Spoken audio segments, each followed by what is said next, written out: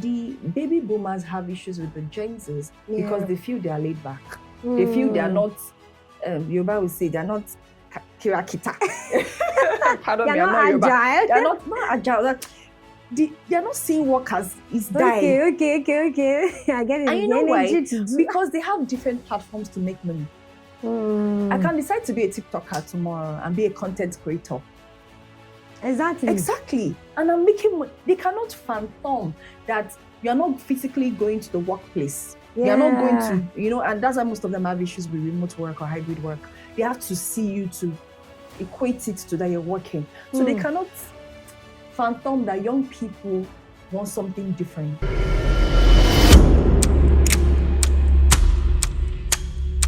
Hi everyone, welcome to Faith Talk Podcast. And today I have with me, oh my God, the most gorgeous, intelligent, beautiful Omoye. Drum roll. Thank you so much for having me. Oh, you're welcome. How are you doing? I'm good. You're glowing. You look so good. You're flying. Give me an high five. Oh my God. That's Thank so you nice. for me. Thank you for having me. Oh, you're welcome. So on this particular episode, we'll be discussing about keys to career growth. And trust me, Omoye that we have here is going to dive us deep into this particular conversation. And I'm trusting God for you. No, I already trust God for you actually, because I know His wisdom is made available for you already. So, I have this question for you. Okay. Looking at your journey so far, what habits or decision have contributed to your growth? And what do you have to unlearn along the way? Okay, thank you for that question. Career growth, interesting topic, because as an HR professional, I'm passionate about helping people find clarity in their careers. So career growth, we need to dissect between career and job, because there's this, I think people just model it together. Job is what you do, your job title, your position that you do on a day-to-day basis, short term to earn a living. Why career is a long-term journey. It's everything that you do to build your career over time, the learning, the advancement, and then the growth. So for me, I'm going to just talk a bit about my journey. Okay. Shortly after NYSC, I did a short stint at a real estate organization as an executive assistant. Okay. I studied economics from the university. And that was what was available. And I've always been restless, right? So I got that opportunity. And 3 months down the line, I'm like, okay, I don't think I fit into this environment. I think I can do much more. I didn't know what it is. I didn't have clarity of what it is. And then an opportunity came in a bank, I applied, and then I started off as an executive trainee. And then I was thrown into operations. Amazing. I started off as a customer service, doing excellent work, attending to my customers, ensuring that there's no service issue.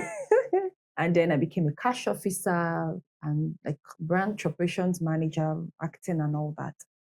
We got to a point, I started feeling uneasy. I started feeling frustrated. Not because of the job I was doing, but there was just this thing in me. I feel I could do much more, but I didn't know what it was. I was just uneasy. Like there was this uneasiness I was feeling.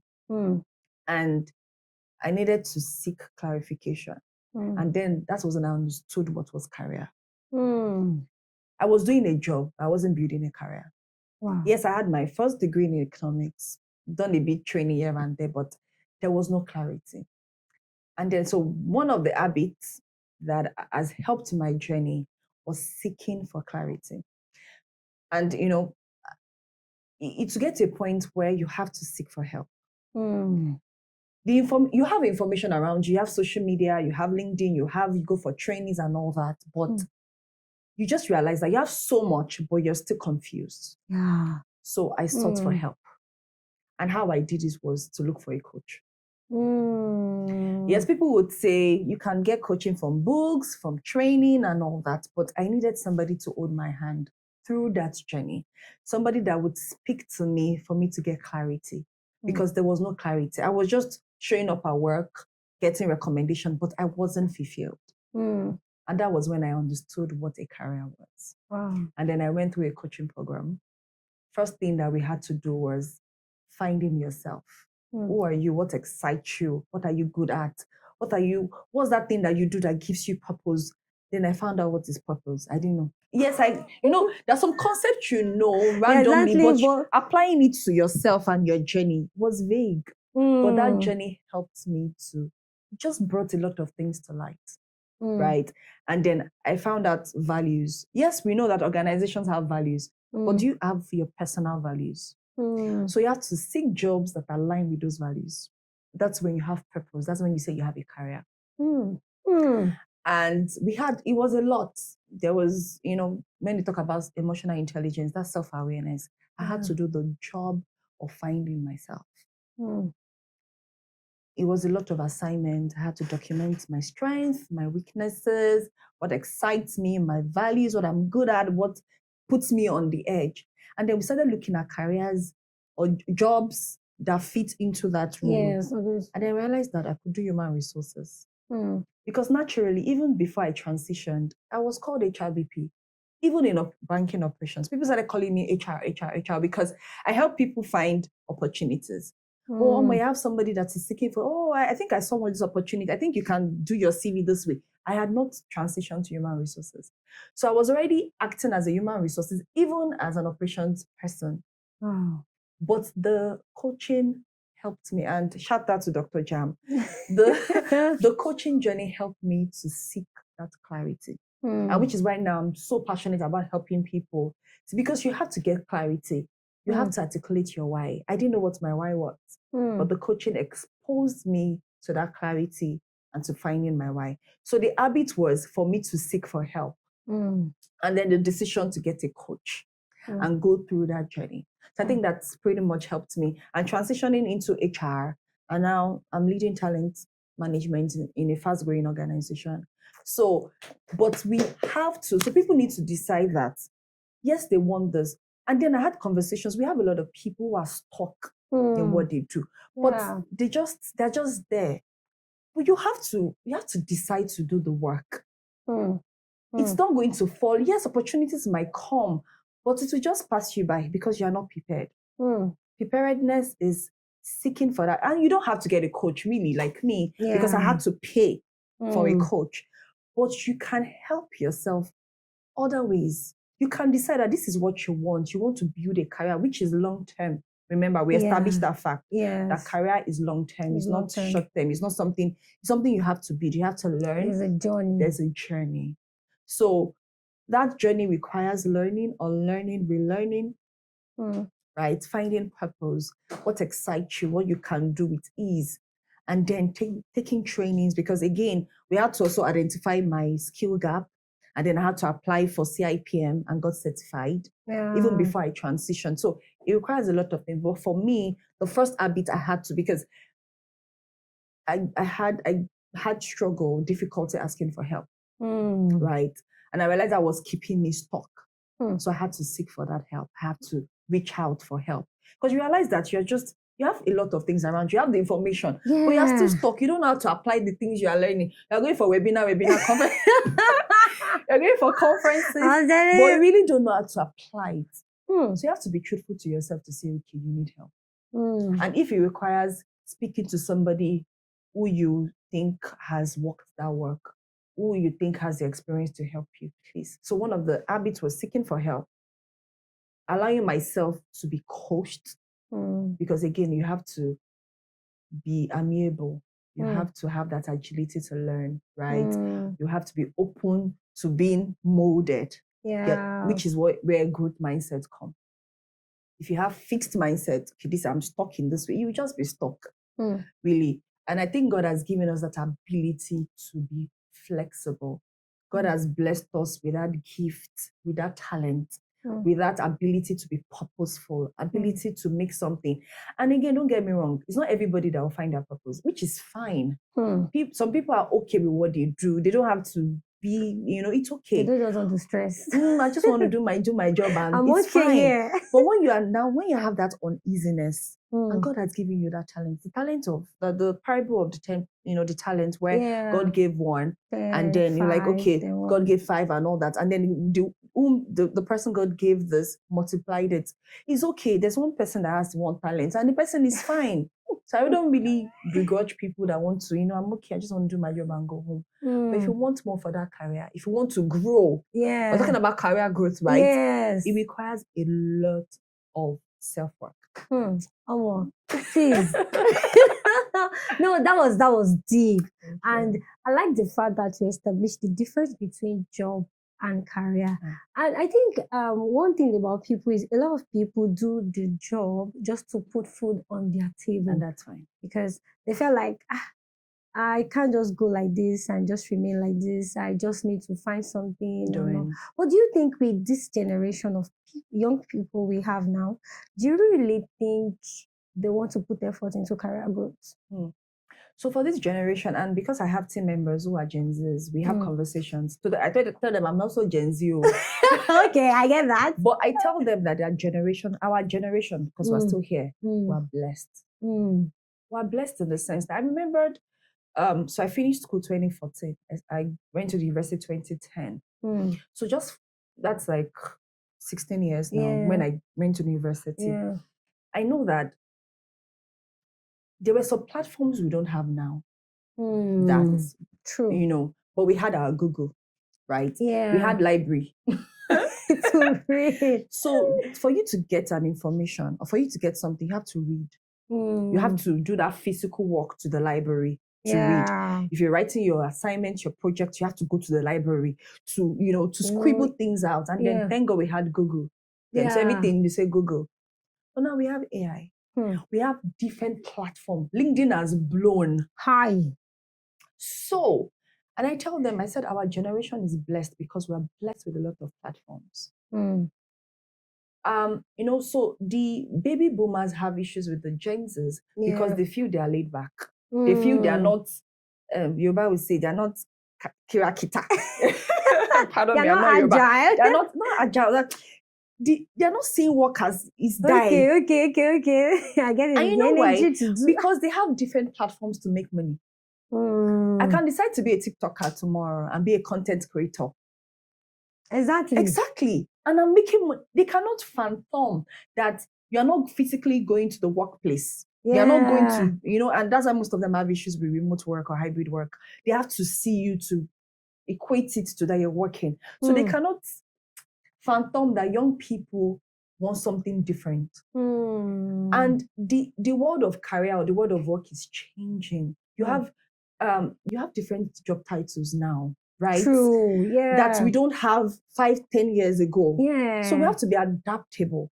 So I will not say that the young ones are not, I don't know how to put it. They are smart, they are agile, they have tools that they work with. Yeah, true. But the older people would say that maybe there are some work ethics they need to learn. Because there is ownership. There is accountability. Yeah, I think that's what they call it. Self-management. That we have these tools, we have social media and all that. But can you self-manage? And realize that emotional regulation is a bit low. That level of emotional intelligence is still something that they need to nurture. Right? Because the world of work will stress you. And that you are doing a purposeful work. I love HR. And I don't think I want to do anything else. Even in my HR career, there are times I'm like, hello, Michelle. I'm making saloni. Like, should I run away? Because there's sometimes that you're frustrated. This is a career that you love. You've done this good work. You've built yourself. You've trained. You've all that. And you're doing the work. But there's a part of the work that is frustrating you because you're dealing with human beings. What is that emotional regulation? As you know what? Okay, you don't have to. You're in the workplace. You don't have to flare up. You don't have to be emotional. But realize that some young people don't have that. So that's where the dichotomy is. We learned that from the older generation as millennials. But some young persons don't have that. So whilst they have this flexibility and all that, there's still some skills that they need to learn. So they tell you, I see some posts on Instagram. Oh my God, it's funny. So there's particular one, the millennial and then the Gen Z. I think it's like a burger company. And then, everything has process, there's procedure, right? Yes. SOP and all that, SLA. So Yes. there's a time you have to put the bread Yeah, in the oven or something. And then maybe the Gen Z was pressing his phone and then it got burnt. And then the millennial came and like, yeah, they were not talking, but gesticulation. And then he removed the apron and said it's not working again. And then the millennial had to, don't worry, don't calm down. Don't worry. I will do it.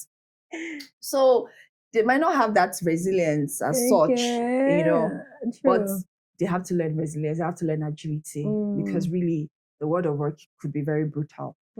But they have the tools to make careers out of, they don't have to come to work every day to make things happen. And that's something we need to learn and be adaptable to. We have to, and that's where the work is. Okay, before I came here, I was reading an article on AI and how AI is blowing in advanced countries. And I fear for us in the near future. But anyways, AI will not take some jobs. But trust me, AI will take some jobs.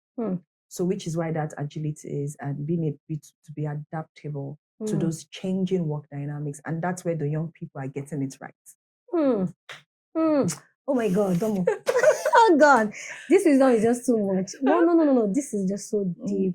And thank you so much for being vulnerable and just being truthful and just letting us know the exact truth that we need to know. And I'm sure, guys, you are learning a lot in this particular episode. So I have one more question for you. And that's, what do you think people misunderstand about career growth, especially maybe from a faith-driven perspective, or let's say the environment? For example, maybe for people that comes from the Christian background and you find yourself in the workplace environment and you want to grow career-wise, but you feel like things you need to do, maybe in the organization you find yourself or wherever, does not align with your faith, or you're not comfortable. How do you think they can navigate that? Okay.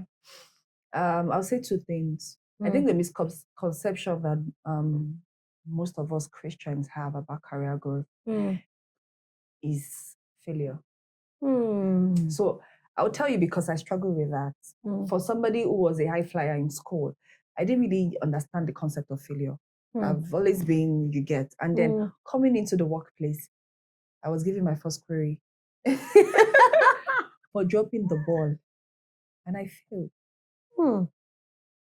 It was a strange concept for me to come in terms with. But trust me, failure is part of the journey. Because you will fail. Trust me, everyone we admire, everyone we see,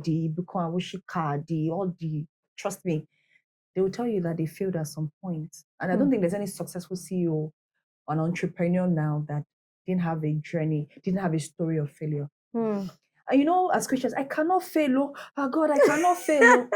If you're building a career, you fail. Failure would come. But God has given you the spirit of excellence. And He will not give you what you cannot handle. True. Right? Yeah. It would maybe make you fail for you to trust Him better, for you to learn your lesson, for you to help somebody. And career is not just personal achievement, it's about purpose. So as Christians, we should realize that in our career, it's a purpose, it's a burden God has given us. I joined a session last week. One assistant director in KPMG facilitated. And she called it Kingdom Assignment. And she was like, you cannot fail. And even if you fail, you have to pick yourself up. You cannot be in a job where somebody is being denied promotion back to back and you're a Christian. You cannot join an alliance and kabash. But failure is part of the journey. And how then do we apply what we learn, what we know as Christians, our faith in God, to overcome that failure and keep growing? And the second part is politics. My Christian, I cannot play politics. I cannot kiss ass. I'm not saying kiss ass, but you must be sensitive to the environment. Organization A is not the same thing as organization B. And because we are Christians, we don't want to offend people. You don't want to. Well, you have to honor. And I think as Christians, we know that God God placed leaders because He wants to place them. Yeah, true. You might feel that this person is not experienced enough to be my leader, but he's your leader. Exactly. So, as Christians, we should understand power dynamics. We should know where power sits in organizations and play by the books. Yes, you have your values as Christian. And I would say, if your work is consistently making you go against your Christian values, and maybe it's about time you say thank you and leave. But what if you realize that all the organization you're going to is the same thing? Will you be jobless? There are bills to pay. Take it to a place of prayer. Because I've seen where somebody prayed out a line manager. Line manager was frustrating the person. And then the person took it to prayer, to the altar of mercy. Yeah. And all of a sudden, the line manager was like, oh, you did this. And then, there was promotion. I took out your name. Okay. And then things changed. Wow. So we need to know our place as Christians in the workplace. Take it to, put in place of prayer. But also, you can't say because you're a Christian, you want to be on your own. You're not building relationship. You're not networking. They would ask, do you want to volunteer for this project? You're like, no. I have to go for prayer meeting. I have to go for fellowship. You're not there. There's no visibility. I'm not seeing you. God has given us the spirit of excellence. Yeah. Thank you so much. Seriously, I'm having goosebumps already. But this is so deep. And okay, I think that let me share this. There was a time in my journey, my career journey. And by the way, I'm proud of you. Oh, thank you. So, I tell you, I send you chats, I call you, we have conversations, but it's best I say it on air. Funmilayo, I am proud of your journey. Don't make me teary. You are the perfect description of somebody who has earned a journey. Yes, I have mine. Yeah. But let me not talk about myself now. And I think people need to hear you more. You need to talk more about your career journey and encourage the young people out there. How you marry your faith, your journey, your career, and then your purpose. This is your purpose. Yeah. And then you have your career, which is HR. Yes. Right? And I love how you knew the things that could limit you. And you say, you know what? I want to go back to school. Yeah. And then when you told me you were done, and then you got the opportunity that you have now. Yeah. You see about being self-aware. True. And putting in the work. Yeah. I'm proud of you. Oh, thank you. Sorry, we had to do this. I'm sorry. Yeah. Well, thank you so much. And I was about to share something before you say that. And I remember some time ago I'm still on the journey actually. Yeah, sure. It's a journey. The career journey. So I remember there was a time I was working with a particular line manager, and she was complaining about everything I do. Like, it looks like I can't even get things right. To an extent that there's this fear when she gives me an assignment, there's already a fear of I'll fail. I won't do it well. And I remember, because you said that word that take you to God. And I remember that those things take me back to God. And I'll get home, lock my door, and I'll start praying. That God, I don't know me to be this. I'm not a failure. So why? Keep praying. And I started praying that God should put my love in her heart and also show me things I need to know about myself that I need to work on and all. And I kept praying to be sincere. And God answered that prayer. We had the best relationship. That all of a sudden, the same person that will always see error in everything I do. And now, oh no, you did so well. I'm proud of you. Don't worry. Because one thing I do in my place of work is that everywhere I find myself working is that I make myself so, let's say, very simple I just make myself available for them to know I'm willing to learn. I don't even appear as I know anything. So I just appear like I'm here to learn. So even if I make mistakes, I know that, okay, I'll make mistake along the line. It's just that when it was getting too much, that's when it started getting to me. That this person is always picking up on me. Why am I not getting things right? And all of that. But I took it to God in prayer, and God showed me there was an inspiration on things I need to do, where I need to make my corrections, and I was able to get things right, and we had the best relationship. So I think as a Christian, even as a human, you can't live out your faith. You can't leave your faith behind, even in your workspace. Absolutely. You should be everything about you. I was saying I was having a conversation with one of my colleagues that we work together. She said something about people as come, people are bad and all of that. And I don't know how I did that, but I couldn't just stand it. And I just had to call her and have a conversation. I have to let her know that, oh, your mindset as a child of God. And I was wondering that, wait, is it not that I'm preaching?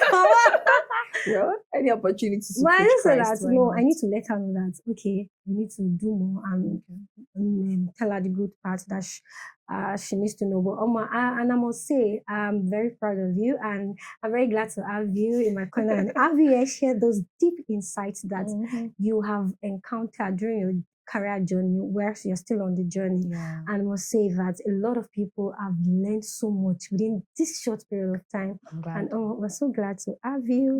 And thank you. Please, we're still going to have you again. No problem. Just be prepared. You know, you always have that one call away. Oh, I want to maybe just to round off. Okay.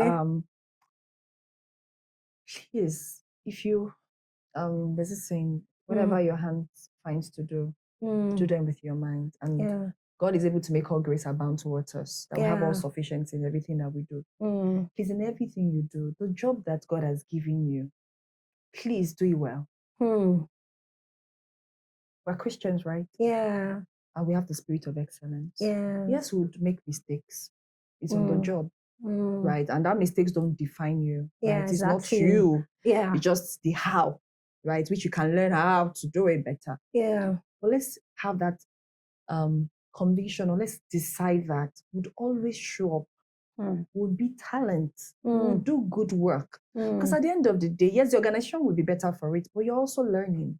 True. The gains are yours because it's your journey. The skills that you use to do that good work is with you for that journey. So let's be encouraged to always do good work in our organization.